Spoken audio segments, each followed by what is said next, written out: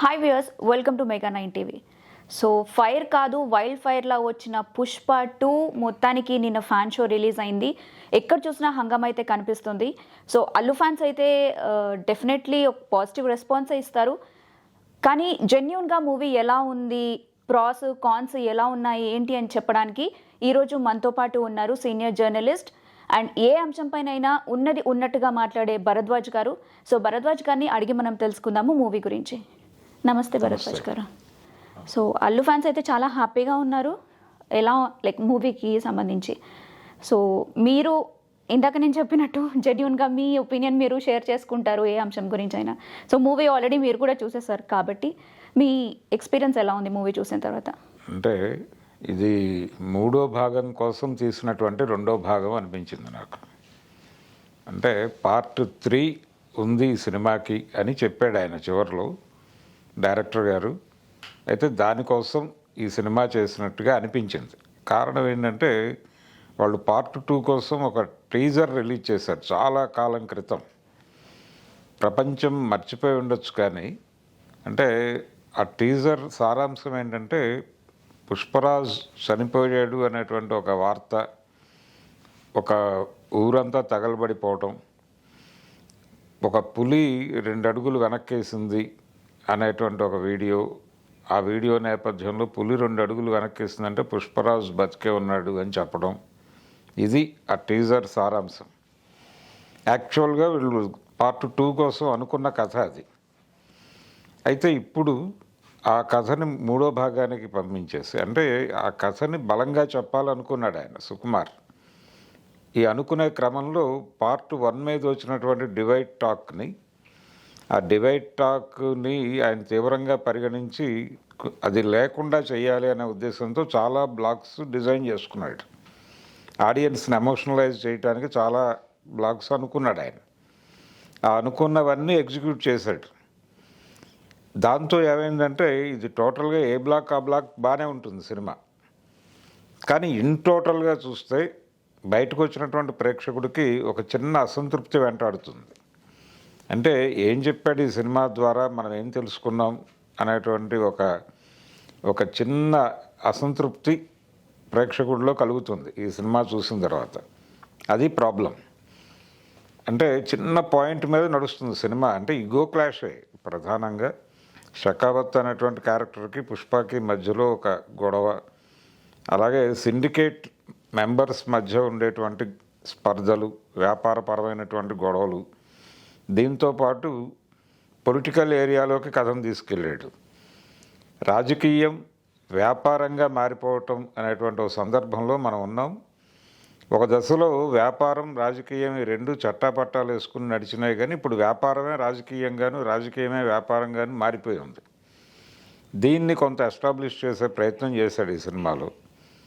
ఇలా అంటే ఒక ప్రాపర్ విలన్ అనేది ఎవరు అనేది ప్రేక్షకులకి చిన్న డైలమా ఉంటుంది సినిమాలో. మళ్ళీ షకావతే వచ్చేస్తాడు. షకావత్ క్యారెక్టర్లో ఫాహద్ ఫాజిల్ ఎంత చేయాలో అంత చేశాడు. అంటే ఆయన సమర్థత ఇంతకుముందే తెలుసు ప్రపంచానికి. ఆయన ఏ తరహా పాత్ర అయినా కానీ దానిలోకి వెళ్ళిపోతాడు. ఈ సినిమాలో పర్టికులర్గా ఆయనకు ఇచ్చినటువంటి షకావత్ క్యారెక్టర్లో అన్ని షేడ్స్ని పలికించాడు అతను.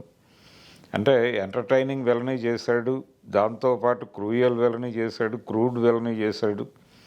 ఇలా ఒక రకంగా అతను ఎక్కువ మార్కులు గెయిన్ చేసుకోవడం కోసం కష్టపడ్డాడు ఈ సినిమాలో.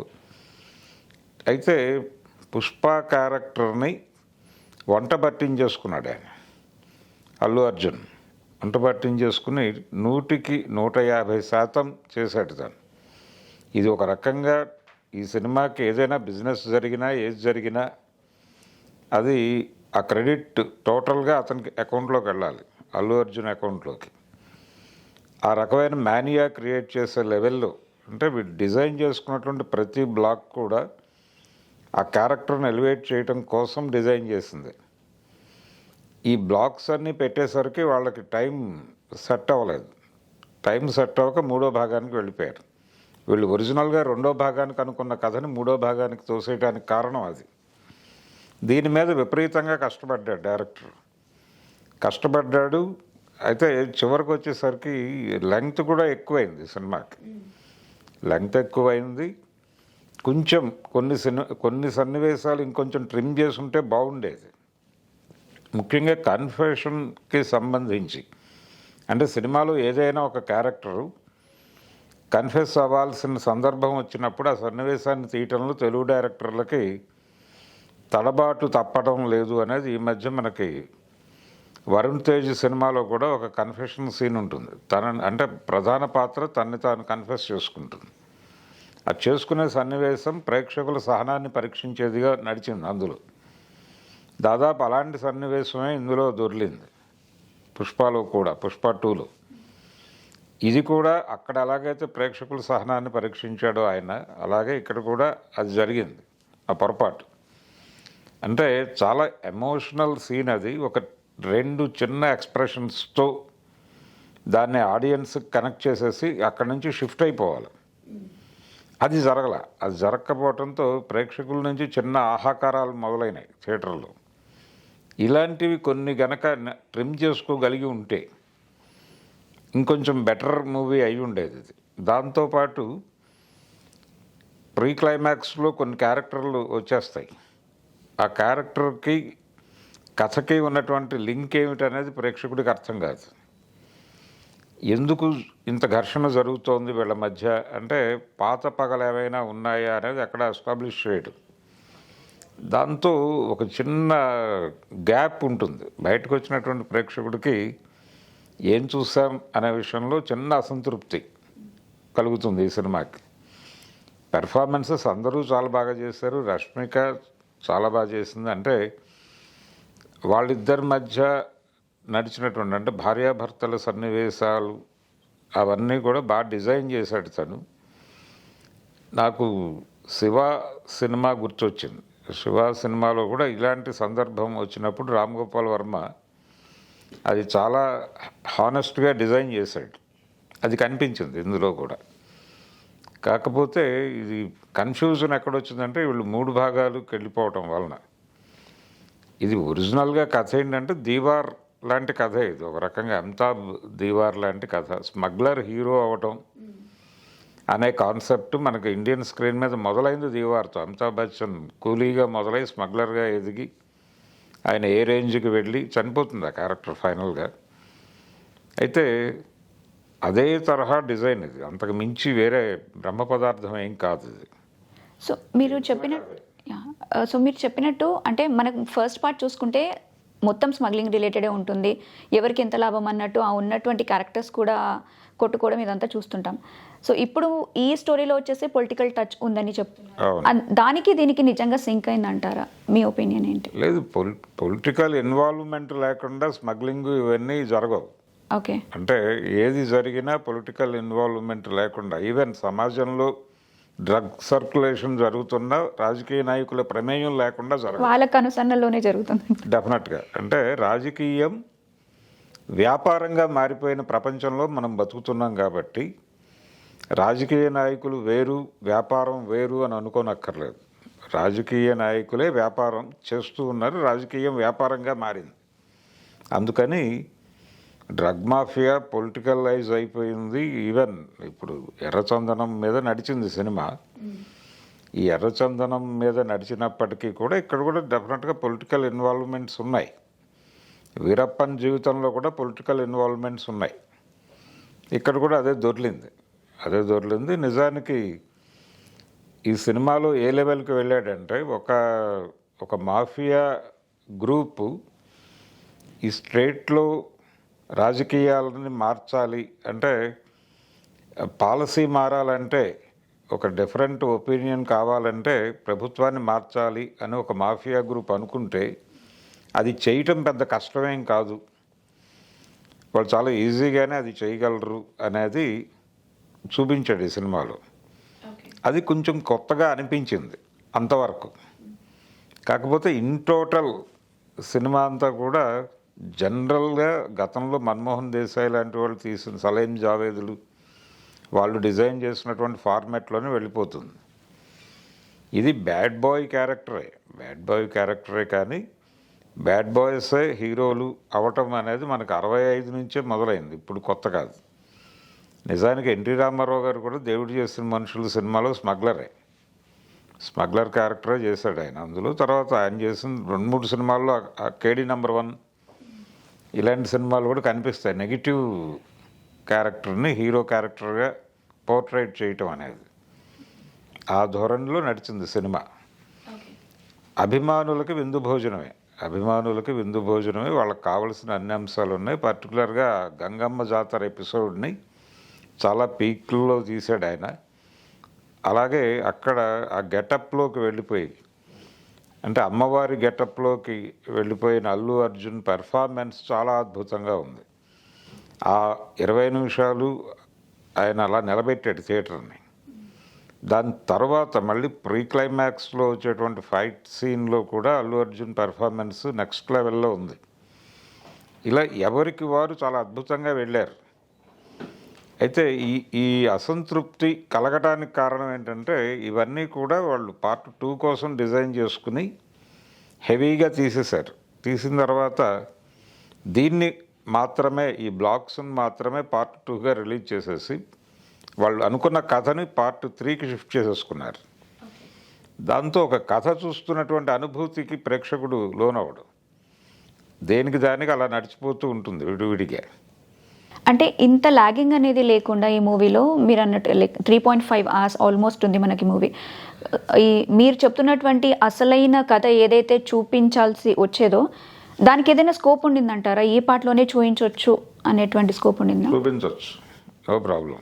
కొంచెం ఆయన రకరకాల ఏరియాల్లో ల్యాగ్స్ అయిపోయినాయి. ఎప్పుడైతే వీళ్ళు ఇది థర్డ్ పార్ట్కి వెళదాము అనుకున్నారు, ఆ టీజర్ రిలీజ్ చేసే టైంకి ఆ ఐడియా లేదు వాళ్ళకి. టీజర్ రిలీజ్ అయిపోయిన తర్వాత వీళ్ళు షూట్ నడుస్తున్నటువంటి క్రమంలో పర్టికులర్గా 2-3 బ్లాక్స్ వీళ్ళు ఆ ప్రీ క్లైమాక్స్ ఫైట్ ఒకటి, తర్వాత ఈ గంగమ్మ జాతర, ఇలాంటివి వీళ్ళే ఆ ఐడియాకి వాళ్ళు ఎమోషనలైజ్ చేసేసుకుని ఆడియన్స్ని ఎమోషనలైజ్ చేయాలి అనే ఉద్దేశంతో చాలా లెంగ్దీగా షూట్ చేశారు. అది నిజంగానే అంత కనెక్టివిటీ ఉంది, అది అంతగా ఆడియన్స్ని కనెక్ట్ చేసుకుంది ఆ 2 బ్లాక్స్ కూడా. దాని మీద డిపెండ్ అయిపోయి మనం ఈ ప్రధాన కథని పక్కకి నడిపేద్దాం అనే ఆలోచన అప్పుడు వచ్చింది. అందుకని ఇది పార్ట్ 3 కోసం తీసినటువంటి పార్ట్ 2, అంతవరకే చూడాలి దాన్ని. ఓకే, కానీ ఆల్రెడీ ఇప్పుడు first 2 parts like second part ఈ రోజే రిలీజ్ అయింది, కానీ ఇంకా మళ్ళీ 3వ పార్ట్ తీసిన జనాలు అంతే ఓపిక్గా చూస్తారంటారా? అంటే ఇది పార్ట్ 3లో ఇంకొంచెం ఏదో ఉంటుంది అనేటువంటి ఒక ఎక్స్పెక్టేషన్ ఉంటుంది. రెండోది ఆ పాత టీజర్ ద్వారా ఆయన చెప్పింది ఏంటంటే, ఆ రోజున పుష్పరాజ్ చనిపోయాడు అనే ఇంప్రెషన్లో ఒక ప్రాంతం అంతా కూడా తగలబడిపోతుంది. అంటే ప్రజల ఆగ్రహం, పుష్పరాజ్ ద్వారా లబ్ధి పొందినటువంటి వాళ్ళ ఆగ్రహంతో ఒక ప్రాంతం అంతా దగ్ధమవుతుంది. ఆ సన్నివేశాలన్నీ కూడా అతను వంగవీటి మోహన్ రంగా హత్యానంతరం కోస్తా జిల్లాల్లో జరిగినటువంటి ఒక విధ్వంసం నడిచింది అక్కడ ఆ టైంలో. విజయవాడ నగరం అయితే దాదాపు ఒక వారం రోజులు తగలబడుతూనే ఉంది. కాబట్టి అవన్నీ డైరెక్టర్ గారి బుర్రలో ఉండుండొచ్చు రెఫరెన్సెస్. ఆ నేపథ్యంలో నుంచి మొదలై అతను బతికే ఉన్నాడు అని తెలిస్తే జనాల రియాక్షన్ అలా ఉంటుంది. అంటే అతను చనిపోయిన నేపథ్యంలో జరిగినటువంటి దుర్మార్గాలు, ఆ దుర్మార్గాలను అణచడానికి ఎవరూ లేరా అని ప్రజలు మొత్తం ఇబ్బంది పడుతున్నటువంటి సందర్భంలో హీరో వస్తాడు, అవతార పురుషుడు రావటం అనేది మనకి జనరల్ ఫార్ములానే. ఆ ఫార్ములాలో థర్డ్ పార్ట్ ఉంటుంది. సో థర్డ్ పార్ట్ అనేది డెఫినెట్గా, అంటే అది స్టోరీ ఓరియంటెడ్గానే వెళ్ళిపోతుంది కాబట్టి అది కన్వే అయిపోతుంది జనాలకి. అలా ప్రిపేర్ చేశాడు ఆయన. అంటే పార్ట్ 3 కథ కూడా ప్రపంచానికి తెలుసు ఏమిటి అనేది. దాన్ని కనెక్ట్ చేయడానికి ఒక కనెక్టివ్ పాయింట్గానే చూడాలి దీన్ని 2ని. అంతకు మించి ఉన్న ప్రాధాన్యత లేదు, కానీ దీనికి విపరీతమైన హైప్ క్రియేట్ అయింది.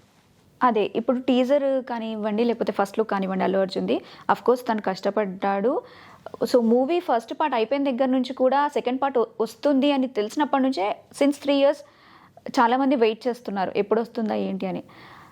కానీ దాన్ని క్యాష్ చేసుకోవడానికి ఇప్పుడు ఆ టికెట్ ప్రైస్ విషయం గురించి మనం మాట్లాడుకుంటే ఫ్యాన్ షో నుంచి స్టార్ట్ చేస్తే 1100 1200 ఏదైతే పెట్టారో నిజంగా స్టోరీకి అంత వర్త్ పెట్టి చూడొచ్చు అంటారా?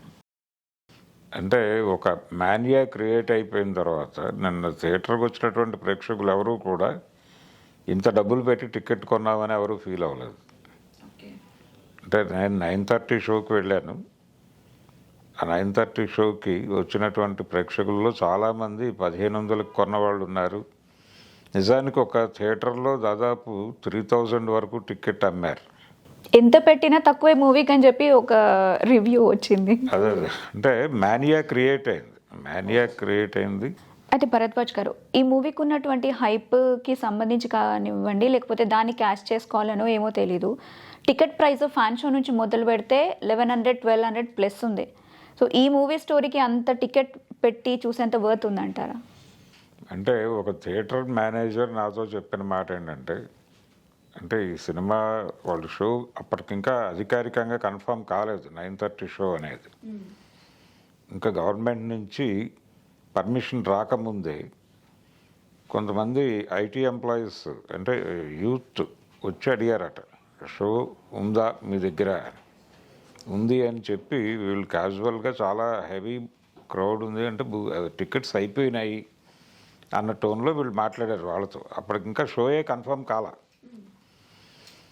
అంటే వీళ్ళు క్యాజువల్గా 3000 అనుకుంటున్నాము అన్నారు. అప్పటికి మీడియాలో రకరకాల ఫిగర్స్ సర్క్యులేట్ అవుతున్నాయి. ఈ అవుతున్నది ఇదంతా కూడా అడ్వాంటేజ్గా తీసుకుని 3000 అనగానే 2-3 కుర్రాళ్ళు కొనేశారట టికెట్లు. అంటే 3000 ఇచ్చేసి మా టికెట్లు ఉంచండి మేము వచ్చి తీసుకుంటాం అని చెప్పేసి వెళ్ళిపోయారట. ఓకే.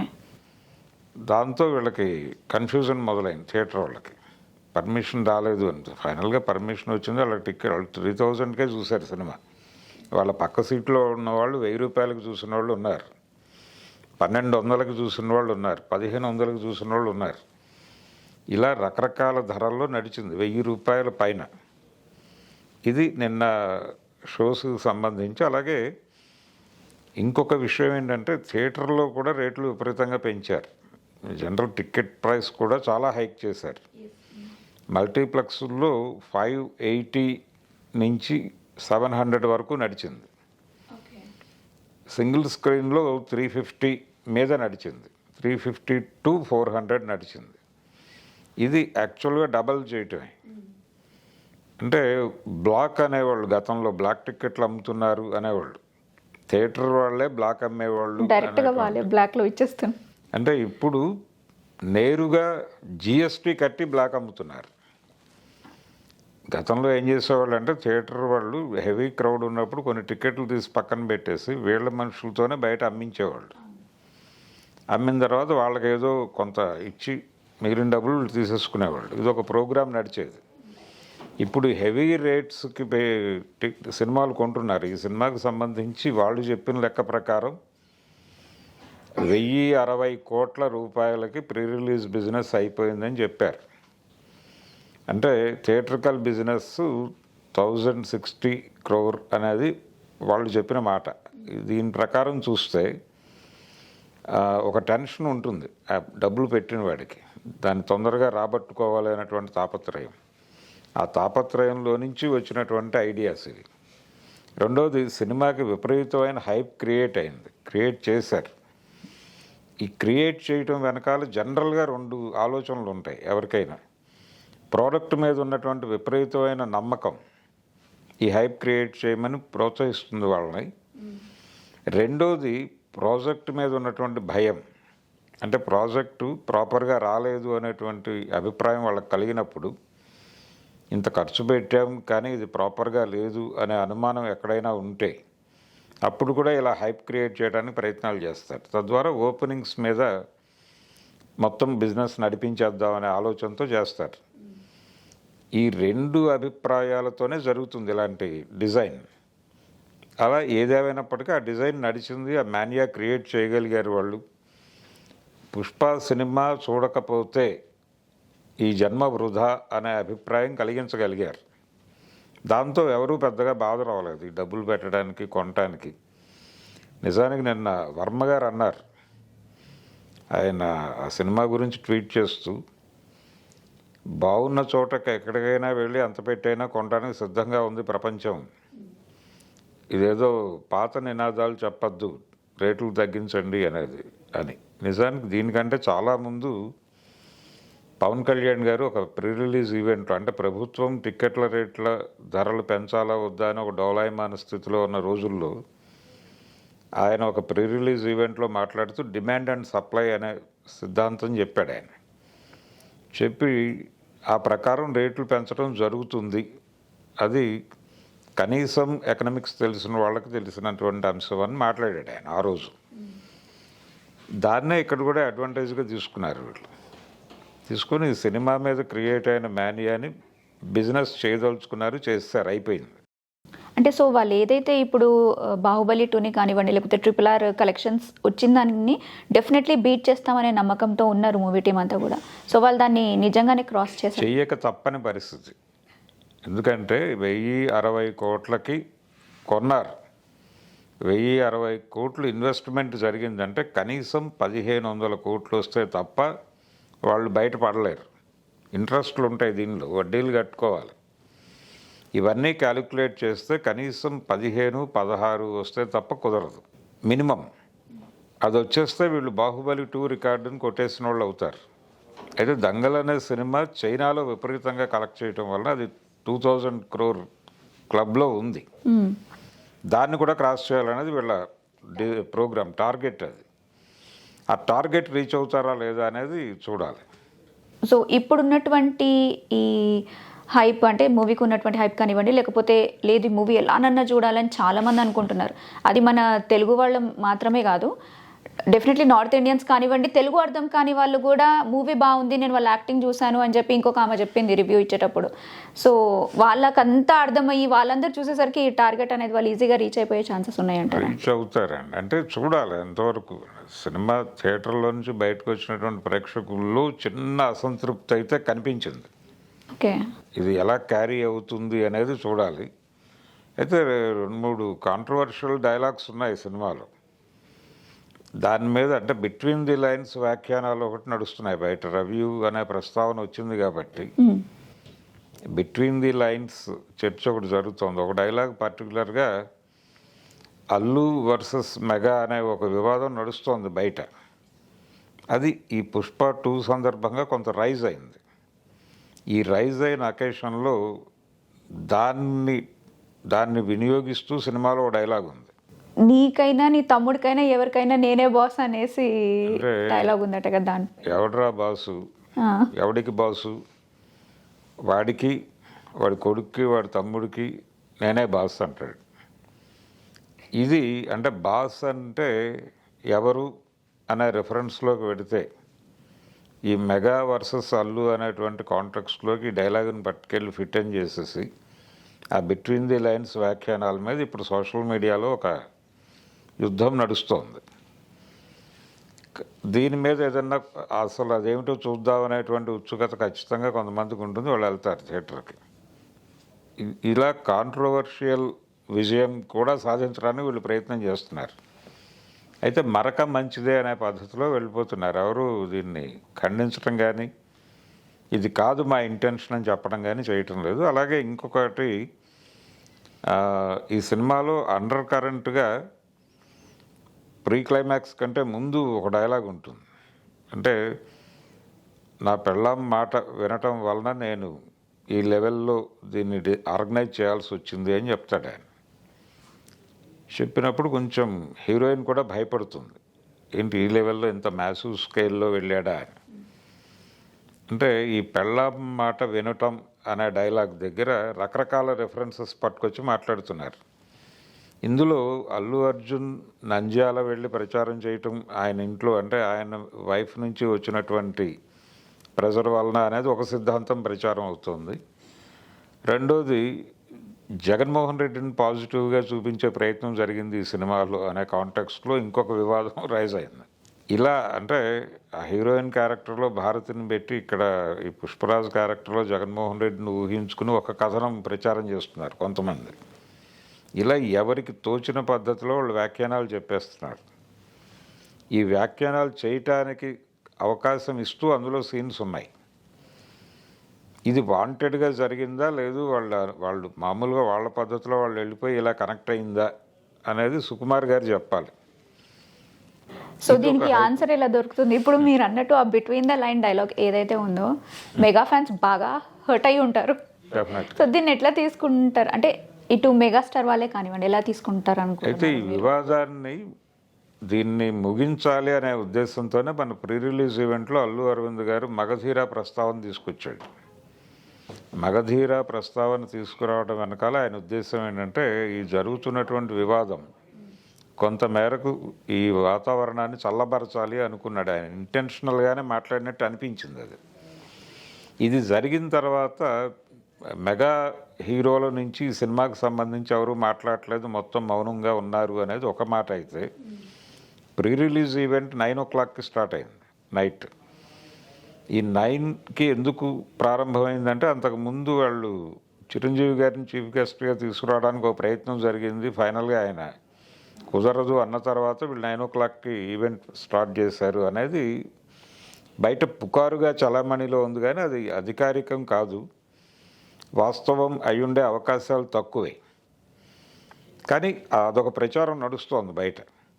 ఆయన సున్నితంగా తిరస్కరించారు అనే మాట బయట సర్క్యులేట్ అవుతోంది. ఈ బ్యాక్గ్రౌండ్లో ఆయన మగధీర ప్రస్తావన చేశాడు అరవింద్ గారు అనేది. దీని తర్వాత చిరంజీవి గారు ఆ ఫంక్షన్కి రాలేదు అనే దాంతోపాటు మెగా హీరోలు ఎవరు కూడా ఈ సినిమా గురించి కానీ ఈ మేనియా గురించి కానీ అక్కడ మాట్లాడట్లేదు, వాళ్ళు చాలా గోప్యంగా ఉన్నారు అని అనిపిస్తూ నాగబాబు గారు పాజిటివ్ ట్వీట్ చేశాడు సడన్గా. దీనికంటే ముందు ఆయన వివేకానంద కొటేషన్ ఒకటి ట్వీట్ చేశాడు. అంటే నువ్వు నీ కోసం, నీ ఉనికి కోసం కొంత దూరం వెడితే, నీ ఒరిజినల్ ఏరియాని దాటి ముందుకు వెళ్ళిపోతే నువ్వు ఈ జరిగిన తప్పును గుర్తించడంలో ఏమాత్రం ఆలస్యమైనా నువ్వు తిరిగి పాత చోటుకి చేరుకోలేవు అని ఎప్పుడో వివేకానంద గారు ఏదో సందర్భంలో చెప్పినటువంటి కొటేషన్ పట్టుకొచ్చి ఇక్కడ ఆయన ట్వీట్ చేయడంతో దాన్ని అల్లు అర్జున్కి రిలేట్ చేస్తూ ఒక ప్రచారం నడిచింది. అలాగే నిన్న ఓపెన్గానే సినిమాకి ఒక మంచి సక్సెస్ రావాలి అనేది ఆయన చెబుతూ ఒక ట్వీట్ చేశాడు. అలాగే దాంతోపాటు మెగా హీరోల నుంచి ఒక ట్వీట్ వచ్చింది, O positive tweet Sai Dharam Tej నుంచి రావటంతో ఇది కూడా కొంచెం ఈ మెగా వర్సెస్ అల్లు అని అలముకున్న ఒక వాతావరణాన్ని కొంచెం కూల్ చేయడం కోసం జరిగిన ప్రయత్నంగా చూడాలి. ఇది జరుగుతున్నటువంటి టైంలో ఇప్పుడు సినిమా బయటకు వచ్చిన తర్వాత ఈ డైలాగుని పట్టుకొని మళ్ళీ మంట రాజేసే ప్రయత్నం జరుగుతోంది. అంటే నిజంగా అంటే నార్మల్గా ఇప్పుడు ఒకరికొకరు రిలేషన్స్ ఉన్నా కూడా లోపల వాళ్ళ ఇంటెన్షన్స్ ఏమున్నాయి ఏంటి అన్నది డెఫినెట్లీ ఆ పర్సన్కే తెలుస్తుంది. కానీ ఫ్యాన్స్ వచ్చేసి వాళ్ళకంటే ఎక్కువ రియాక్ట్ అయిపోయి మా మెగాస్టార్ని అంటారా, మా అల్లుని అంటారా అని చెప్పి కూడా అనుకుంటుంటారు కదా. సో అసలు నిజానికి వాళ్ళ మధ్య వచ్చినటువంటి గ్యాప్ నిజమేనా? సో దాన్ని బేస్ చేసుకుని అది నిజం కాబట్టే వాళ్ళు మూవీలో ఇండైరెక్ట్గా చూపించారంటారా? ఏం చెప్తారు? వృత్తిపరమైనటువంటి స్పర్ధ ఉంది వాళ్ళ మధ్య. వృత్తిపరమైన అది వ్యక్తిగతంగా ఉందా లేదా అనేది పక్కన పెట్టేస్తే ప్రొఫెషనల్గా వాళ్ళు అందరూ ఒకే ఏరియాలో ఉన్నారు. చిరంజీవి గారు నటనా రంగంలోనే ఉన్నాడు, అల్లు అర్జున్ నటనా రంగంలోనే ఉన్నాడు. అరవింద్ గారికి చిరంజీవి గారికి ఆ ప్రాబ్లం రాలేదు, ఎందుకంటే వాళ్ళిద్దరూ డిఫరెంట్ ఏరియాల్లో ఉన్నారు. ఆయన ప్రొడక్షన్లో ఉన్నాడు, ఈయన నటనలో ఉన్నాడు. ఒకళ్ళ కోసం ఒకళ్ళు, ఒకళ్ళ ఉన్నతి కోసం ఒకళ్ళు సహకరించుకున్నారు. వాళ్ళు కృష్ణార్జునులుగా వాళ్ళ ప్రయాణం నడిచింది, సక్సెస్ఫుల్గా వెళ్ళారు. అంటే ఈయన అగ్ర నిర్మాత అవటం వెనకాల చిరంజీవి పాత్ర ఉంది, చిరంజీవి మెగాస్టార్ అవటం వెనకాల అరవింద్ గారి పాత్ర ఉంది. అలా నడిచింది వాళ్ళది. వీళ్ళేమో ఒకే ఏరియాలో ఉన్నారు. రామ్ చరణ్, బన్నీ, పవన్ కళ్యాణ్, చిరంజీవి వీళ్ళందరూ ఒకే ఏరియాలో ఉండటంతో అనివార్యంగా పోటీ ఉంటుంది. నా సినిమా రికార్డులు బద్దలు కొట్టేయాలని ప్రతి హీరో అనుకుంటాడు. ఆ అనుకోవటం వలన ఉన్నటువంటి పోటీ వాతావరణం. రెండోది ఆ ఫ్యామిలీ నుంచే మేజర్ క్రౌడ్ పుల్లర్స్ ఉన్నారు ఇప్పుడు ఇండస్ట్రీలో. అంటే దాదాపు 3 క్రౌడ్ పుల్లర్స్ ఉన్నారు ఆ ఫ్యామిలీ నుంచి. ఒకటి చిరంజీవి, పవన్ కళ్యాణ్, రామ్ చరణ్, దాంతోపాటు అల్లు అర్జున్ని కూడా కలిపితే 4 అవుతారు. అల్లు అర్జున్ తన ప్రత్యేకతని, అంటే తన ప్రత్యేక గుర్తింపును కోరుకోవటం అనేది చాలా కాలం క్రితమే మొదలైంది. ఆ ప్రయత్నంలో భాగంగానే అల్లు ఎంటర్టైన్మెంట్స్, అల్లు స్టూడియోస్ ఇలా ఎస్టాబ్లిష్ చేసుకుంటూ వెళ్తున్నారు వాళ్ళు. నిజానికి చిరంజీవి గారు ఎంటర్ అయ్యే నాటికే అల్లు అనేది చాలా ఒక బ్రాండ్. అది అల్లు అరవింద్ గారు ప్రొడ్యూసర్గా అప్పటికి 4 శతదినోత్సవ చిత్రాలు ఇచ్చున్నాడు చిరంజీవి గారు మొదటి సినిమా రిలీజ్ అయ్యే టైంకి. అల్లు రామలింగయ్య గారు చాలా ఎస్టాబ్లిష్డ్ ఆర్టిస్ట్ అప్పటికి. కాబట్టి రామలింగయ్య గారి మనవడిగా ఇతనికి ఒక లెగసీ ఉంది అల్లు అర్జున్కి. సో ఇతన్ని మెగా హీరోగా క్లైమ్ చేసుకుని అనవసరంగా వాళ్ళు ఇబ్బంది పడుతున్నారు తప్ప వదిలేస్తే better. So coming back to the movie, ఈ మూవీకి లైక్ ఆల్రెడీ ఫస్ట్ పార్ట్కి అల్లు అర్జున్కి నేషనల్ అవార్డు వచ్చింది. అది నిజంగా ఒక ప్రౌడ్ మూమెంట్ డెఫినెట్లీ. సో ఈ సెకండ్ పార్ట్తో కూడా ఇంకొక నేషనల్ అవార్డు అందుకుంటాడు అని అంటున్నారు. సో అది ఓన్లీ అల్లు అర్జున్ బన్నీ ఫ్యాన్స్ అభిప్రాయం మాత్రమేనా? అంత మీరు అన్నారు ఆయన అంత కష్టపడ్డాడు మూవీలో అని, బట్ అవార్డు వచ్చేంత కష్టం డెఫినెట్లీ ఛాన్సెస్ ఉన్నాయంటారా? అంటే అవార్డు ఈ సినిమాకి వస్తుందా అనేది ఇంకా కేవలం ఈ సినిమా మీదే డిపెండ్ అయి ఉండదు. ఈ టైంలో వచ్చినట్టు, ఈ సంవత్సరం వచ్చినటువంటి ఇతర సినిమాల్లో ఆయా నటులు ప్రదర్శించిన నటనతో కంపేర్ చేసి మాట్లాడాల్సి ఉంటుంది. ఆ కంపారిజన్లో ఇతను గెలుస్తాడా లేదా రేస్లో అనేది చూడాలి. కానీ ఇతని వరకు బెస్ట్ పెర్ఫార్మెన్స్ ఇచ్చాడు. నిజానికి ఒక రకంగా అతను పుష్పరాజుగా మారిపోయాడు. ఇప్పుడు అల్లు అర్జున్ని వేరే క్యారెక్టర్లో ఎలా చూస్తారు జనాలు అనేది ఒక కన్ఫ్యూజన్. అంటే చాలా సందర్భాల్లో ఒక పీక్స్కి వెళ్ళిపోతే ఒక క్యారెక్టర్ వేరే క్యారెక్టర్లో డైజెస్ట్ చేసుకోలేరు ఆ హీరోని. కృష్ణ గారు ఫేస్ చేశాడు అది. అంటే సీతారామరాజు సినిమా విజయం తర్వాత ఆయన వరుసగా 7 ఫ్లాపులు చూశాడు. అంటే ప్రతి సినిమాని సీతారామరాజు లెవెల్లో ఊహించుకుని జనాలు లోపలికి వెళ్ళటం, డిసప్పాయింట్ అవ్వటం, ఆ సినిమా ఫ్లాప్ అవటం. ఆ తర్వాత పాడి పంటలు సినిమా వరకు ఆయనకు నిలబడి 4 వారాలు ఆడిన సినిమా లేదు. ఇప్పుడు బన్నీ పరిస్థితి అది అవుతుందా అనేటువంటి భయం. నెక్స్ట్ వెంచర్ చేసే వాళ్ళకి ఆ టెన్షన్ ఉంది. ఇప్పుడు ఆ లెవెల్ ప్రభావం అయితే వేసింది క్యారెక్టర్. పుష్పరాజు క్యారెక్టర్లో అతని నటన ఇది నేషనల్ అవార్డు తెచ్చిపెడుతుంది అని వాళ్ళు ఆశించడంలో తప్పులేదు. కానీ రకరకాల కంపారిజన్స్ వస్తాయి. వీటితో పాటు ఇంకొక అభిప్రాయం ఉంది ప్రజల్లో. అంటే ఆస్కార్ విషయంలోనూ ఉంది, అలాగే ఈ అవార్డు నేషనల్ అవార్డు విషయంలో కూడా ఇంకొక యాంగిల్ మాట్లాడుతున్న వాళ్ళు కూడా ఉన్నారు. అది డిజైన్డ్ ఆస్కారు. వాళ్ళు దానికోసం చాలా కృషి చేశారు, చాలామందికి స్క్రీన్ చేశారు, చాలా ఖర్చు పెట్టారు. ఒక ప్రయత్నం ఉంది దానిలో. అలాంటి ప్రయత్నమే ఇక్కడ కూడా జరిగింది ఈ నేషనల్ అవార్డు విషయంలో కూడా అనేది. అంటే అచీవ్ అయ్యారు. ప్రతి సందర్భంలోనూ ఈ మ్యాజిక్ రిపీట్ కాకపోవచ్చు. ఇంకొక ఏరియాలో ఇదొక బెంచ్ మార్క్ క్రియేట్ చేయొచ్చు ఈ సినిమా. అది ఏ ఏరియా అనేది తర్వాత చూద్దాం మనం.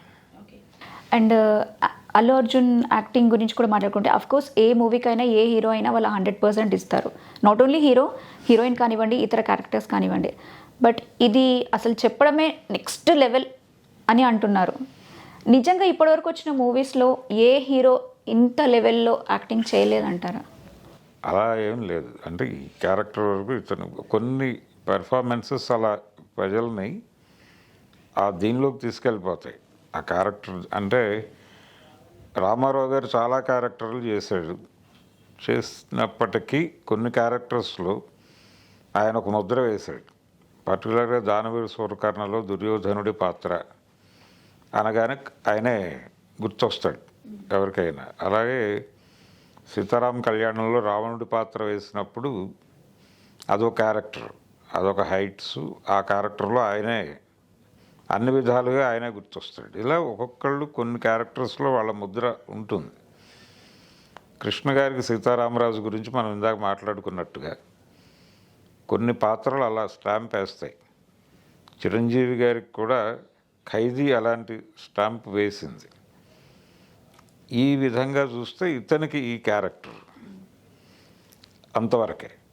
ఇలాంటి పెర్ఫార్మెన్సెస్ చాలామంది చేశారు, అక్కడికి అది ప్రత్యేకం అంతే. అలా ప్రత్యేక ముద్ర వేయటం కోసం ప్రతి నటుడు కష్టపడతాడు, కానీ ఆ క్యారెక్టర్ రావాలి. ఆ క్యారెక్టర్ వచ్చినప్పుడే అది పండుతుంది. మిగిలిన క్యారెక్టర్లకు కూడా ఇంతే శ్రద్ధ పెడతారు వాళ్ళు, కానీ ఈ క్యారెక్టరు వాళ్ళ నటన రెండు కలిసి ఒక ప్రభావాన్ని వేయటం అనేది చాలా తక్కువ సందర్భాల్లో జరుగుతుంది. అలాంటి ఒక అరుదైన సందర్భం అతనికి పుష్పరాజు క్యారెక్టర్. అందుకని ఇప్పుడు దీని తర్వాత ఇంకో క్యారెక్టర్ చేస్తే ఎలా ఉంటుంది, ఆడియన్స్ ఎలా రిసీవ్ చేసుకుంటారనే భయం ఉంది ఇప్పుడు జనాలకి. అది చూడాలి. సో ఫహద్ ఫాజిల్ క్యారెక్టర్ గురించి చెప్పారు ఇంతకుముందు మాట్లాడినప్పుడు. అల్లు అర్జున్ ఇంకా అది నడుస్తూనే ఉంటుంది. రష్మిక గారి గురించి కూడా చెప్పారు. సో ఈ మూవీలో జగపతి బాబు గారి క్యారెక్టర్, అలానే రావు రమేష్, అనసూయ గారి క్యారెక్టర్స్ గురించి ఎంతవరకు వాళ్ళు అంటే డెఫినెట్లీ ది బెస్ట్ ఇస్తారు. సో వాళ్ళ క్యారెక్టర్స్కి న్యాయం చేశారు, ఆ క్యారెక్టర్ నిజంగానే అక్కడ పర్ఫెక్ట్గా సూట్ అయింది అని ఎంతవరకు అనిపించింది? క్యారెక్టర్ని టిపికల్గా డిజైన్ చేశారు. క్యారెక్టర్స్ని డిజైన్ చేయటంలో ఎక్కువ శ్రద్ధ పెట్టాడు ఆయన. నిజానికి క్యారెక్టర్ డిజైనింగ్ కోసమే ఒక టీం పనిచేసింది ఆ సినిమాకి. ఆ కష్టం ఉంది. ప్రతి క్యారెక్టర్ ఎలా ఉండాలి, ఎలా బిహేవ్ చేయాలి, ఎలా మాట్లాడాలి దగ్గర నుంచి ఆ నటులు పోషించినటువంటి పాత పాత్రల ప్రభావం ఎక్కడ కనిపించకుండా, ఆ షేడ్స్ లేకుండా డిజైన్ చేసుకున్నారు. దాన్ని వాళ్ళకి కన్వే చేయగలిగారు ఆర్టిస్టులకి. అది జగపతి బాబుకి కావచ్చు, మిగిలిన రావు రమేష్కి కావచ్చు, వీళ్ళకి. అలాగే అనసూయ గారికి కూడా, సునీల్ కూడా ఉన్నాడు సినిమాలో, కూడా అతని క్యారెక్టర్ ఉంది. అయితే ఈ పాత్రల పరిధి చాలా తక్కువగా నడిచింది ఈ సినిమాలో. ప్రధానమైన ఘర్షణ వేరే ఏరియాలో జరగటం వలన జగపతి బాబు కొంచెం తక్కువే కంపారిటివ్గా. రావు రమేష్కి కొంచెం నిడివి ఉంది. అతను తన కెరియర్ బెస్టే చేశాడు ఈ సినిమాలో కూడా. పర్టికులర్గా ఒక సీన్ అంటే షకావత్ కాంబినేషన్లో రావు రమేష్ సీన్ ఒకటి చాలా హైట్స్కి వెళ్ళి నటించాడు ఆయన. అలా ఒక ముద్ర వేశారు. ప్రతి ఒక్కళ్ళు కష్టపడ్డారు ఈ సినిమాకి. కాకపోతే అది టోటల్ ప్యాకేజింగ్లో చిన్న ప్రాబ్లం. ఆ ప్యాకేజింగ్లో ఉన్న ప్రాబ్లం వలన ప్రేక్షకులు బయటకు వచ్చిన తర్వాత ఎంతవరకు ఆ మూడ్లో ఉంటారు అనేది అనుమానం. అలా నడిచింది ఆ సినిమా. మీరు ఇందాక అన్నారు కొంతవరకు డిసప్పాయింట్మెంట్ ఉంటుంది, అది గమనించాను అని. సో మూవీలో ఏ పార్ట్ దగ్గర ఆ డిసప్పాయింట్మెంట్ ఫేస్ చేస్తారని చెప్తారు? అంటే చివరిలో ఒక ఘర్షణ ఉంటుంది. కొన్ని పాత్రలు ప్రవేశిస్తాయి, వాటితో ఘర్షణ ఉంటుంది హీరోకి. అసలు ఎందుకు జరుగుతోంది వీళ్ళ మధ్య, ఎందుకు వీళ్ళు అంత శత్రుపూరితంగా వ్యవహరిస్తున్నారు అనేది, వాళ్ళకి కథకి ఉన్నటువంటి కనెక్షన్ ఏమిటి, వాళ్ళు టార్గెట్ చేసినటువంటి శత్రువులకి ఉన్న నేపథ్యం ఏమిటి అనేది ప్రేక్షకుడికి తెలియదు. అది మేబీ ఆయన థర్డ్ పార్ట్లో చెప్పాలి అని అనుకుని ఉండొచ్చు డైరెక్టర్ గారు, కానీ సూచనప్రాయంగా అయినా చెప్పాలి. అది అది జరగకపోవటం వలన ఏదో అనవసరంగా జరుగుతున్నాయి ఈ సన్నివేశాలన్నీ అని అనుకుంటాడు ప్రేక్షకుడు. అందుకని ఆ డిసప్పాయింట్మెంట్తో సఫర్ అవుతున్నారు ఇప్పుడు బయటకు వచ్చినటువంటి సాధారణ ప్రేక్షకులు. అభిమానులకి ఈ రకరకాల బ్లాగ్స్ నుంచి వచ్చిన ఎంజాయ్మెంట్తో వాళ్ళు చాలా జోష్తో ఉన్నారు. కానీ సాధారణ ప్రేక్షకుడు ఈ 1000-1200 పెట్టి కొనుక్కుని వెళ్ళిన వాళ్ళకి కొంచెం ఆ బాధ, ఆ పెయిన్ కనిపిస్తోంది ఓపెన్గానే. సో దీన్ని బేస్ చేసుకొని థర్డ్ పార్ట్లో కూడా ఖచ్చితంగా ఆ స్టోరీని ప్రాపర్ కన్క్లూజన్తో ఎలా ఏం చేయాలి ఏంటి అన్నది అందులో మనం చూడొచ్చు అంటారా? ఉండొచ్చు. అంటే ఇది ఎంతకాలం నడుపుతారు అనేది వాళ్ళకే తెలియాలి. అయితే పార్ట్ 3 కథ అయితే మనకు ఆ టీజర్ నుంచి అర్థమైంది. ఆయన అంటే ఈ సినిమా క్లైమాక్స్ ఒక బ్లాస్ట్తో ముగుస్తుంది.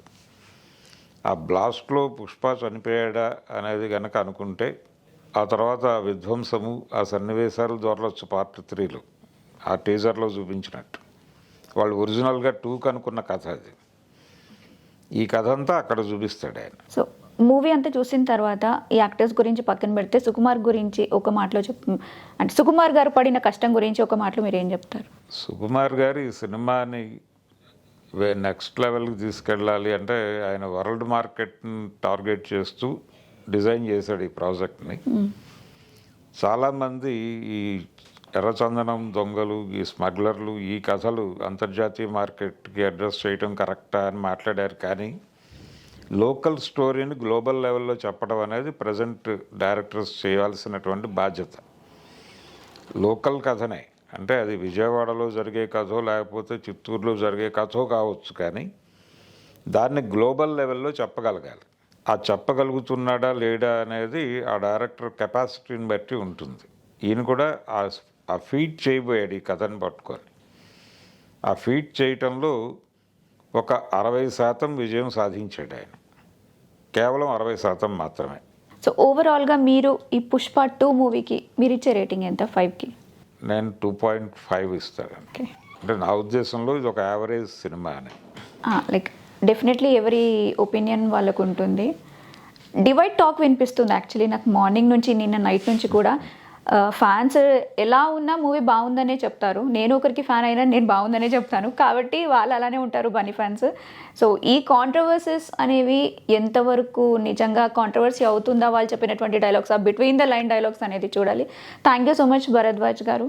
మరొక మూవీ రివ్యూతో డెఫినెట్లీ మిమ్మల్ని మళ్ళీ కలుస్తాను. Thank you so much. So viewers చూసారు కదా, ఎక్కడో చిన్న డిసప్పాయింట్మెంట్ ఉండొచ్చు, అది కూడా అల్లు ఫ్యాన్స్ కాకపోతే అనేసి భరద్వాజ్ గారు చెప్తున్నారు. మూవీ మొత్తానికి రిలీజ్ అయిపోయింది, చూడాలనుకునే వాళ్ళు చూడండి. కానీ ఏదైతే ఎక్స్పెక్ట్ చేసి వస్తారో కరెక్ట్గా ఆ పాయింట్ అనేది దొరక్కపోవచ్చు అనే ఛాన్సెస్ కూడా ఉన్నాయి అంటున్నారు. సో ఇది పుష్ప 2 మూవీకి సంబంధించిన రివ్యూ. మరొక రివ్యూతో మళ్ళీ కలుద్దాం.